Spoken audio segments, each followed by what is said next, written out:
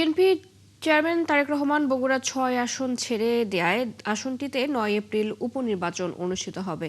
উপনির্বাচনে প্রতীক পর সোমবার সকাল থেকেই বগুড়া শহরের বিভিন্ন এলাকায় গণসংযোগ শুরু করেছেন প্রার্থীরা।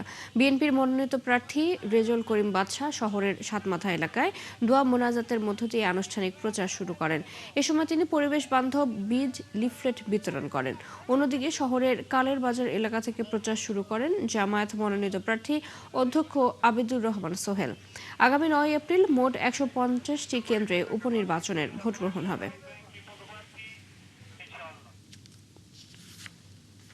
বগুড়ার মানুষ এবং বগুড়ার জনগণকে নিয়ে আমাদের ব্যাপক একটি পরিকল্পনা রয়েছে। কারণ তারেক রহমান বগুড়া কে নিয়ে একটি স্বপ্ন দেখেন, যে স্বপ্নটা বাস্তবায়ন করবেন তার প্রতিনিধি হিসাবে আমার মাধ্যমে তিনি এই কাজগুলো করতে চান।